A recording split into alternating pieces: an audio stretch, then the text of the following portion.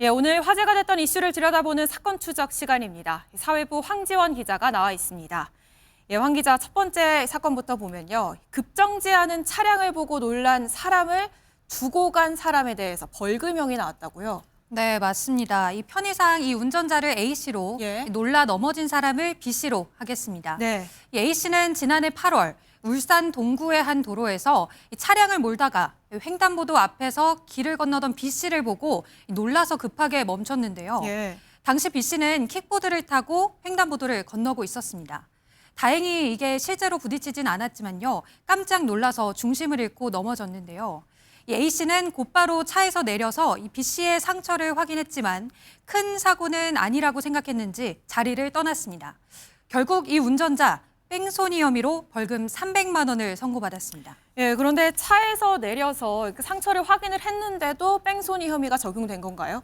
네, A씨는 차에서 내려서 B씨의 얼굴에 상처가 난 걸 확인하곤 물티슈로 얼굴을 닦아주기까지 했습니다. 그런데 여기서 다른 부상은 없다고 스스로 판단하고 자리를 떠난 게 문제였습니다. 내려서 연락처도 줘야 되고요. 피해자가 그냥 가라라고 하지 않는 이상 경찰이 올 때까지 기다려야 됩니다. 본인이 판단할 수 없거든요.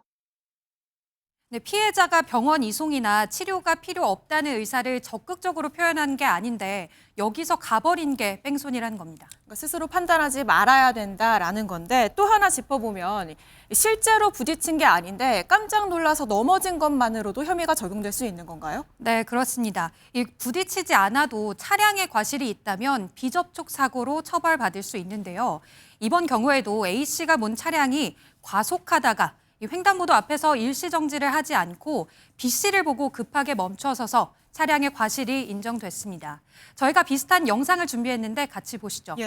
차량이 운행 중입니다. 그런데 이면도로를 건너던 할머니가 이렇게 차량을 보고 놀라서 넘어집니다. 그렇네요. 이 영상에서도 차량과 할머니는 실제로 부딪히지 않았죠. 그래도 이 차량이 과속이나 신호 위반 등의 원인 제공을 했다면 혐의가 적용될 수 있습니다. 예, 또 잘 알아두셔야겠습니다. 다음 소식으로 넘어가겠습니다. 다음 소식 키워드 같이 보시면은 문제 산 게 문제. 어떤 문제를 산 게 문제라는 건가요? 이게 수능 모의고사와 내신에 나오는 문제를 말합니다. 지난 2020년부터 4년간 사교육 업체가 현직 교사들에게 돈을 주고 문항을 제공받았던 걸로 파악됐습니다. 8천만 원부터 억대까지 금액도 적지 않았는데요. 이 범행에 가담한 교사들은 EBS 교재를 집필하거나 수능 모의고사를 출제했던 경력이 있었습니다. 이 교사들 중엔 사교육 업체와 전속 계약을 맺고 반복적으로 문제를 판매한 교사도 있었고요. 수능 문제 출제와 문항 판매를 병행한 교사도 있었다고 합니다. 아예 작정하고 문제를 판 건데 결국 재판에 넘겨졌죠?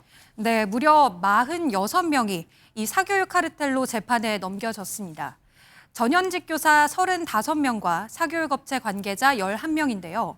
여기엔 유명 일타 강사 현우진 씨와 조정식 씨도 포함돼 논란이 커졌습니다. 이 문제를 판 교사들을 보면 수능과 모의고사 문항 출제에 상당한 영향력을 끼칠 수 있는 인물들로 보이는데요. 네, 맞습니다. 특히 가장 논란이 됐던 게 영어 일타 강사 조정식 씨의 경우였는데요.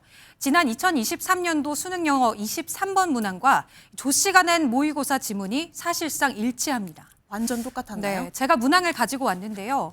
지문을 보시면 첫 문장부터 쭉 내용이 사실상 같다가요. 조 씨의 문항에만 한 문장 정도 추가돼 있습니다. 당시에도 이게 사전에 문제를 거래한 게 아니냐 논란이 일었었는데요.